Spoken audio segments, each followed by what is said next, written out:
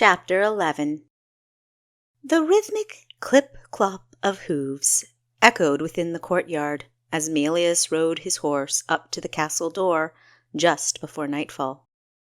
He was uncommonly impressed when a young stable boy greeted him the moment he dismounted, offering to care for his steed. Tossing a silver coin at the boy, Malieous removed his cape and entered the arched doorway. A pretty young brunette with incredibly thick, long eyelashes received his cape. "Welcome to Castle Aquina, Lord Fayne," she purred, batting those lovely lashes at him. "Thank you," he said, inspecting the entryway with cool interest.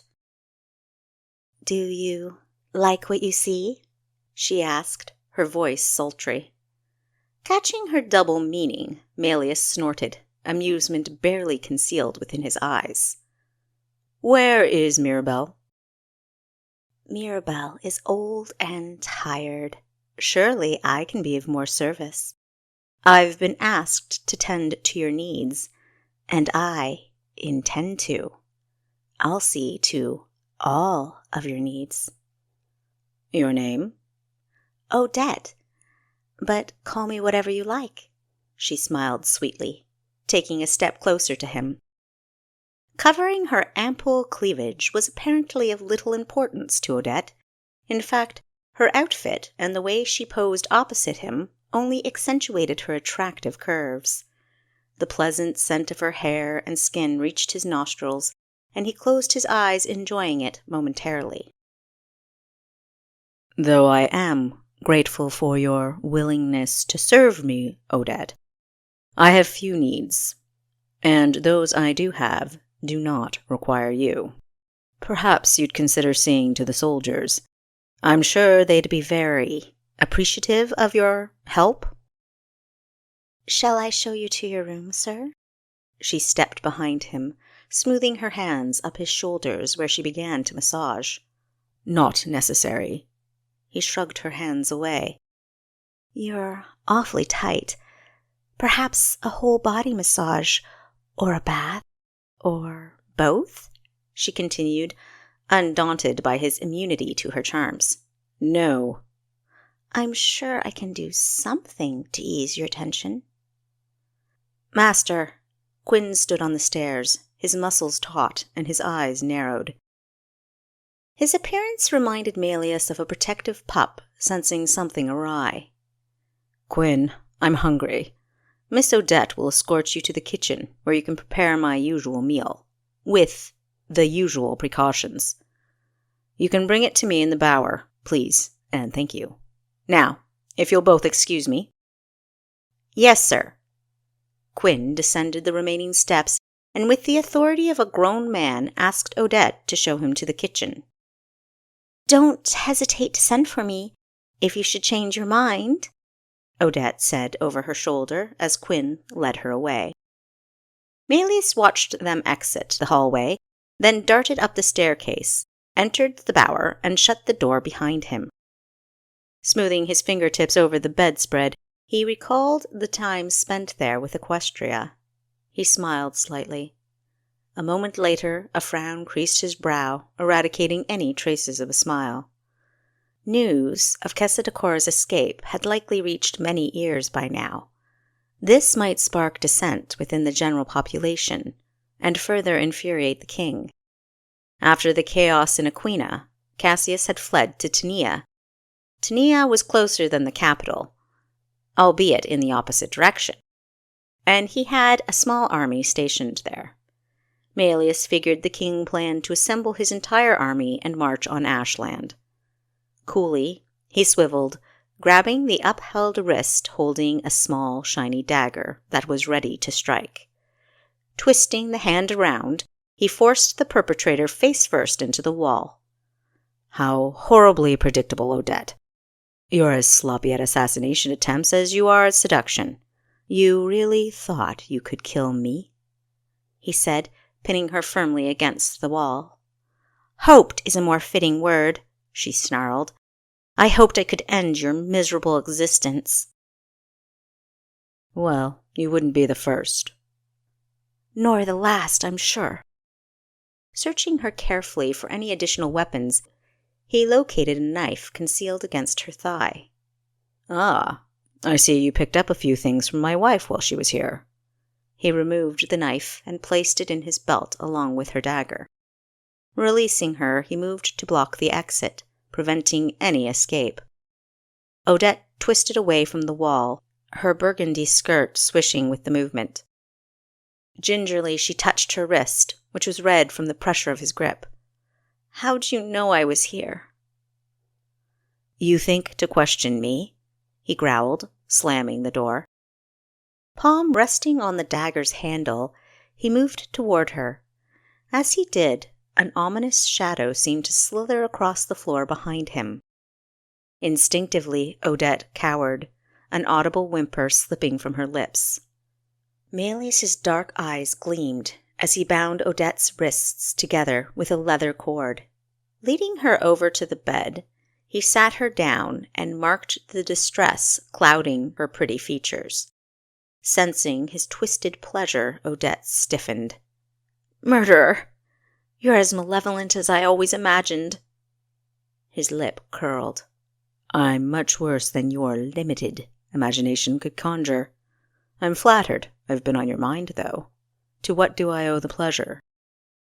Her entire face went rigid with anger and grief before she reeled to hide her emotion. Oh, Odette, what to do with you? Taking a deep breath, Malieous walked over to the window, placing both hands on the sill. It's chilly this evening. I think a storm's coming, he commented casually. He strolled over to his bag, opened it, and removed a long roll of black cloth fastened with a buckle. Tossing the roll next to Odette, he closed his bag and went over to the bed. Unfastening the buckle, he unrolled the cloth with a quick sweep of his hand, revealing a collection of strange, menacing devices that were separated and held by bands of fabric. What are those? If I have to use them, your worst nightmare. Tell me what I want to know. He extracted a long, thin instrument with a sharp, shiny, curved prong. You killed my brother, Odette confessed, reflexively moving away from the tools and their wielder. When Cassius ordered our people to war, Jaren refused on principle. He was sent to your dungeon. One night a messenger arrived and informed us he'd escaped and was on the run. For the first time in years I hoped to see my brother, but you, Lord Fayne, destroyed all hope. Days later we received word that you'd found Jaren and executed him on the spot. As I would any traitor, Malieous replied matter-of-factly. Traitor? Odette asked fervidly. He chose not to go to war for a false tyrant king. He's no traitor. He's a hero, a courageous example for us all. Use proper tenses, please. You should be speaking about him in the past tense, Odette. He's dead, and has been for years. Monster!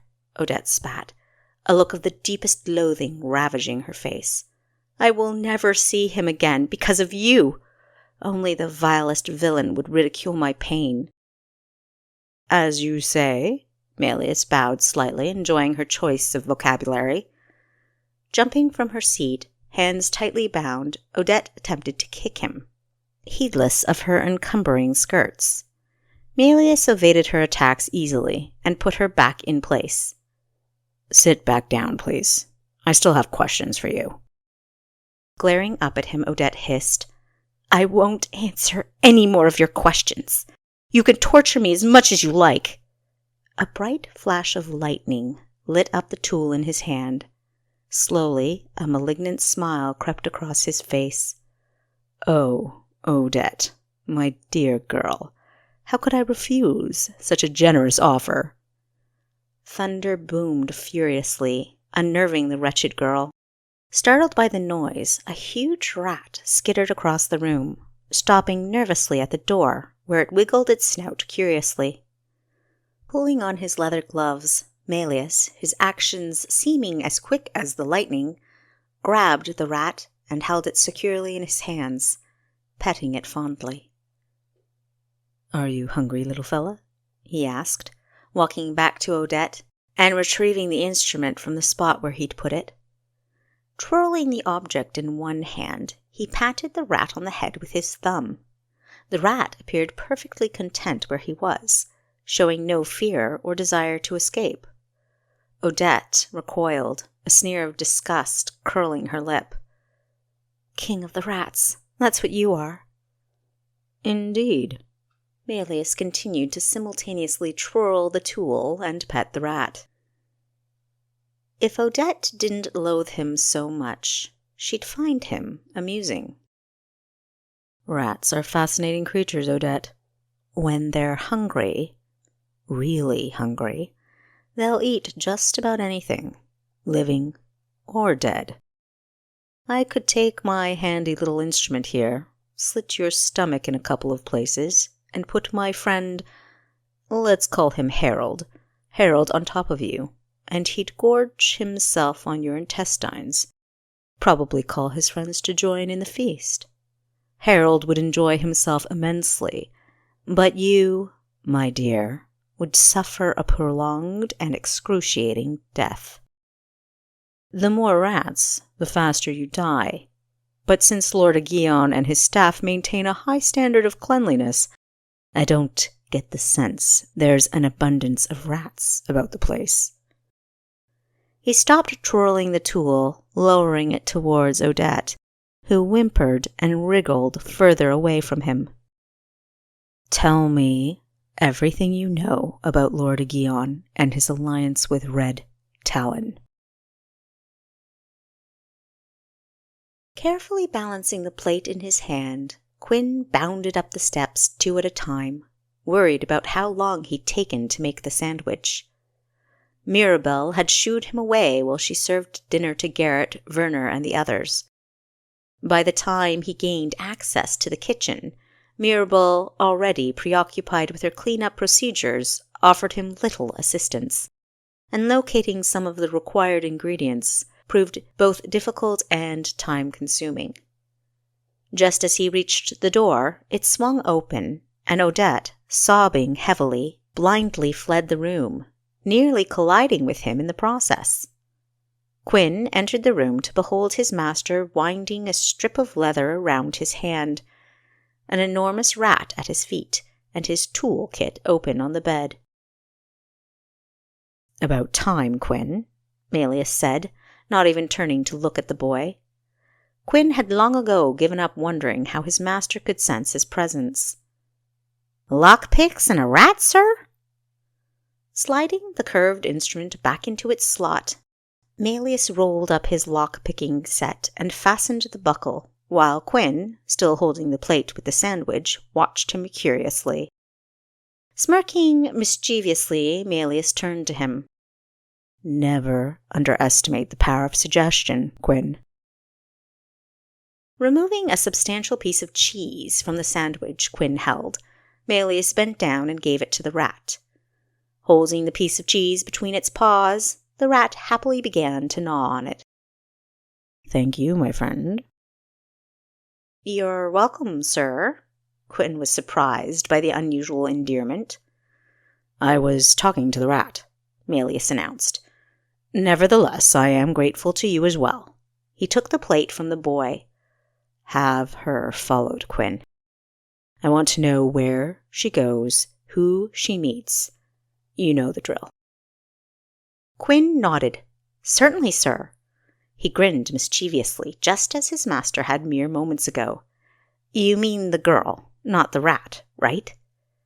Malieous gave him a look, not entirely without humor. Quinn, his grin growing to an outright smirk, dashed for the exit, grasping the doorframe as he swung out of it, calling back, "Sorry I took so long with your sandwich.